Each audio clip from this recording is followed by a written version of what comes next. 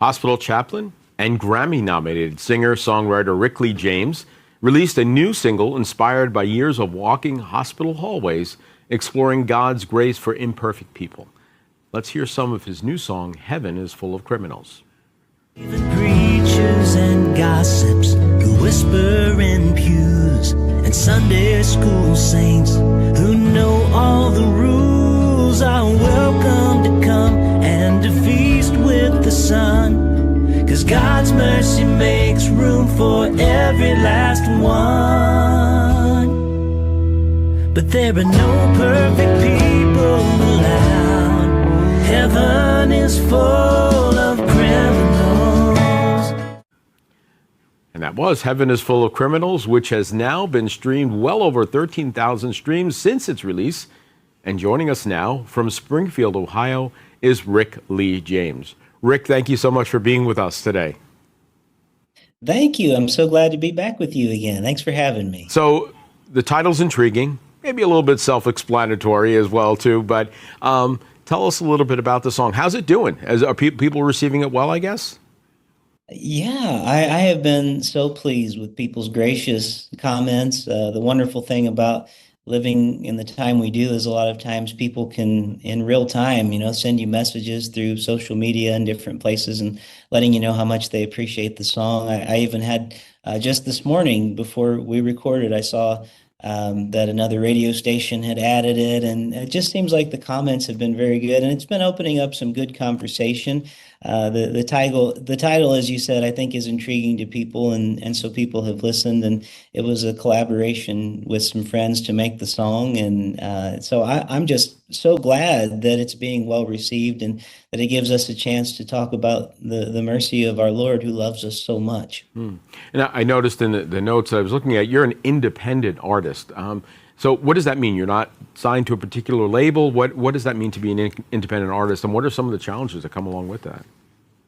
Well, yeah, that's exactly right. I make music on my own. I publish it on my own.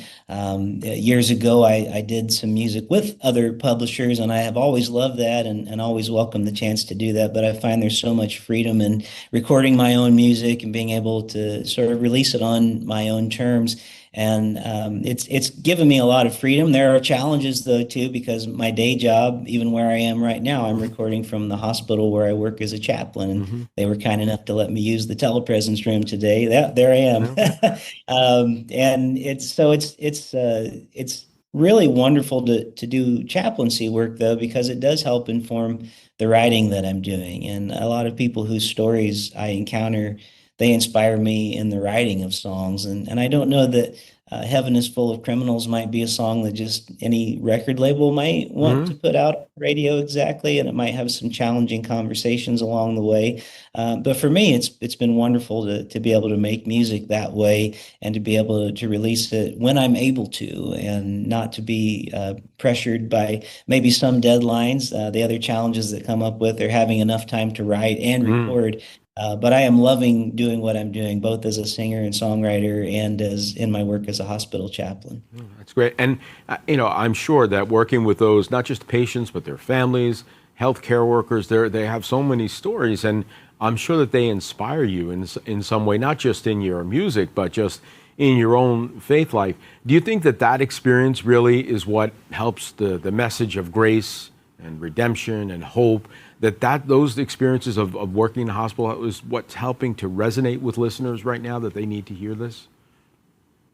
I think so. I often meet people along the way who struggle with wondering, does God love me? Have I done too much that God can't forgive me, that I would be unwelcomed at the table of the Lord? And so there's been many wonderful conversations I've had. And one of the lines from the song that you even played on the show today that said, there are no perfect people allowed. I sometimes will say to people when they're asking me about where they are in their relationship with God, and if they've gone too far away, I'll remind them that I've never met a perfect person. There's only one. The Lord who loves us so much is the only perfect one I know of. But I also know that I've never met a person who God does not love with an everlasting love.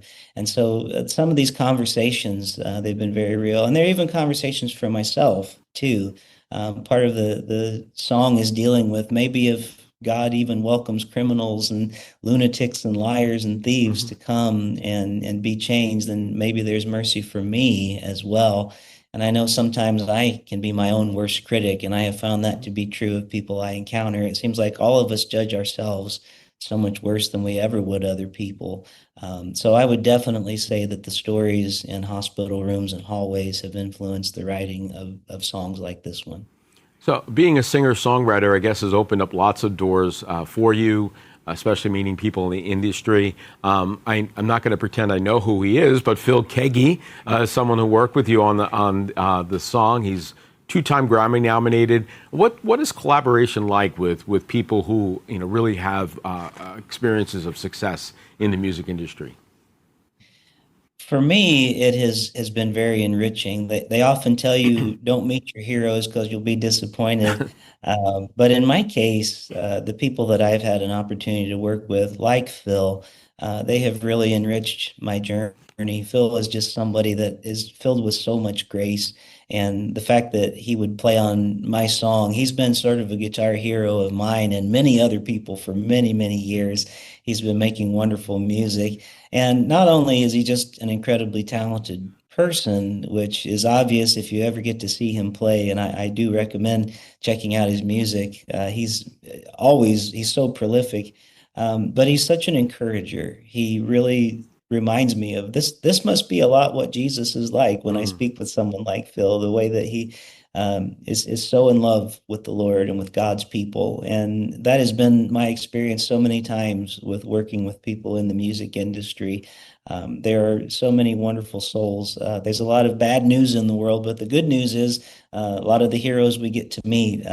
Maybe I just have good heroes, but they've always been really good experiences for me to get to work with amazing people. That's great. Well, I know you're doing so many things. You're singer-songwriter, hospital chaplaincy, husband and father, but you also got a couple of podcasts as well, too. Before I let you go, just briefly, if you could tell me what those podcasts are and where people can find them. Yes, thank you so much. One of them is called Voices in My Head, where usually I welcome guests on. I try to put the show out weekly. Sometimes it's a little more like every 2 weeks, but I have some wonderful guests on that show. We're over 600 episodes now with people like authors and entertainers and different walks of life, ministers that come on to talk, and we have faith-filled conversations. The other one is a new one that I'm really proud of and I'm enjoying with a theologian friend of mine named David Dault. It's called Truth, Justice, and the Way, Superman and Spirituality. And we use stories like the stories of characters like Superman, which is having a moment in pop culture right now, to talk about the ways that spirituality is expressed and often is expressed in ways that are secular. And we just keep finding God all over the place. So I've been having some wonderful conversations on both of those shows. So thank you so much for asking about those podcasts. Oh, great. Well, I know you have a Christmas song coming up. We're going to have to wait until we get closer to Christmas to have you back on to tell us a little bit about that. I want to direct our viewers to rickleyjames.com for your website where they can find out all of this stuff. Rick, thank you so much for being with us today. Thank you. Such a pleasure. God bless you. Well, coming up next, I'll be back with the latest news, and Tina Mary, Josie's Director of Mission Advancement for Shalom World, inspiring families to grow in their Catholic faith. She'll be here to talk to us about that. More CFN Live right after the break.